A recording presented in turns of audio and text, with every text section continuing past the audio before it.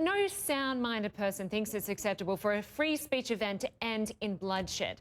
Most Muslims consider demeaning depictions of Muhammad to be blasphemous. Do you think it's reasonable that people stoke that anger by specifically going out of their way to offend? I think there's two different events here. The one in Garland, Texas with Pamela Geller, that was an event in a venue. They drew the Prophet Muhammad. You know, it's despicable that there was an attack on it. Everyone should have the right to draw the Prophet Muhammad. I'm Muslim, and I defend the right in this country to do that. This event in Phoenix, Arizona was different. It was an event not to draw Prophet Muhammad, but to bring armed gunmen, 200 to 250, around a mosque to taunt people on a day of prayers. It's a very scary scenario. I talked this morning to the president of the mosque there in Phoenix. He was on my Sirius XM radio show. And he said they were frightened, they were concerned, but over 200 Christians from the neighboring church came and stood with them. And that represents the best of America. We saw tolerance in action there. So the silver lining was so many good people came out and stood with the Muslims in defense of freedom of expression, defense of freedom of religion against hate. And that is a very good sign. Let's bring in Matt. Matt, a religious professor at Luther College in Iowa, Todd Green, basically said that only two-thirds of Americans don't know a Muslim. They only know about Islam through what we hear about ISIS and Boko Haram and Al-Qaeda. Do you think that inflames Islamophobia?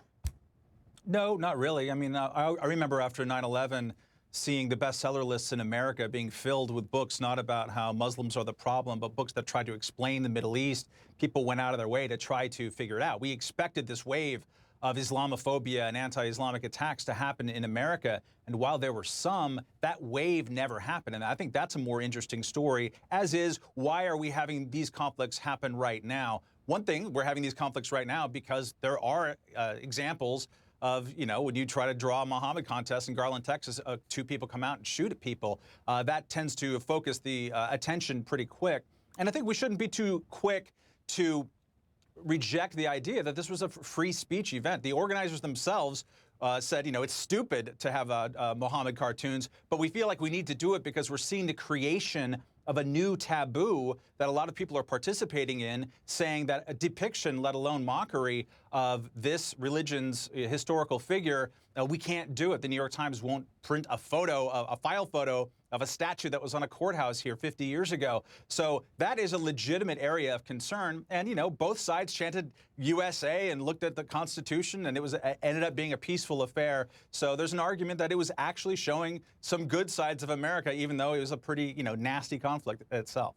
If we look at the original organizer of the Prophet Muhammad cartoon competition, Pam Geller, she's known by the Southern Poverty Law Center for her extremist views and for her hate language against Muslims. Do you think if she was advocating for an anti-Semitic cartoon competition that it would be different? Would we see these cries for free speech? Well, you don't see the creation of a new kind of taboo against depictions of Jews or depictions of Moses and this kind of thing. It is a different category that we're talking about right now. Pam Geller and a lot of the people who were at this, there's white power nonsense people there yesterday. They do not have an equal opportunity approach to the First Amendment. They've been trying to block the creation of mosques. I mean, that is your exercise of religion and property rights in America. So no, they are not great on the First Amendment by any stretch of the imagination. But in my estimation, they do have a free speech point to make. And that is something that we all need to remind ourselves.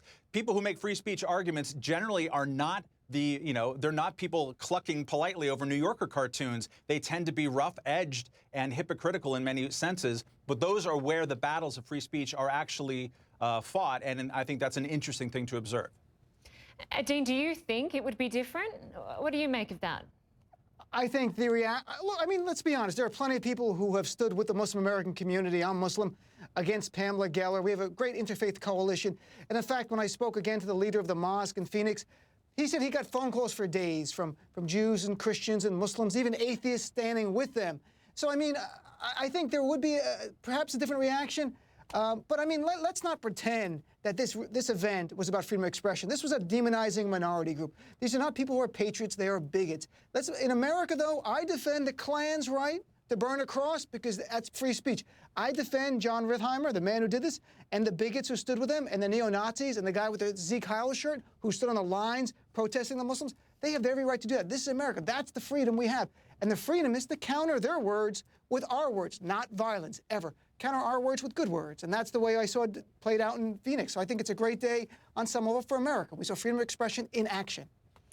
So is that what was achieved last night? We saw these people turn up, many armed with guns outside a mosque to protest. You mentioned that obviously there were a lot of Muslims standing beside Christians, you know, in support of their right.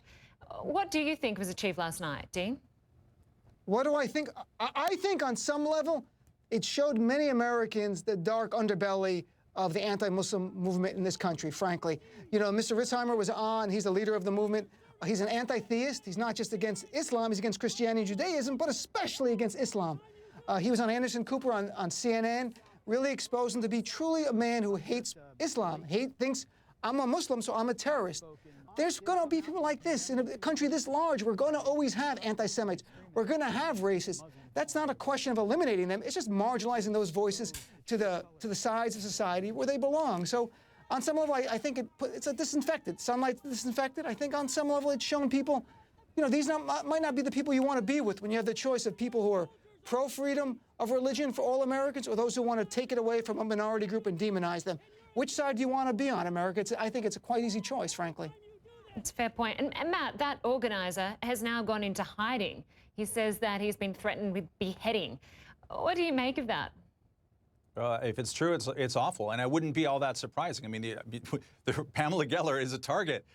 You know, it's just a fact of life. Molly Norris is a cartoonist who's been living in hiding in America since 2011 for just suggesting, you know, mockingly that we should have a Draw Mohammed Day. So that fear and that tension exists. And if it didn't exist, then these people would be the Westboro Baptist Church, essentially. No one would really pay any attention to them because the conflict that they're talking about, they would just be, you know, that's just a crazy dude with a big beard and like the Nazi shirt.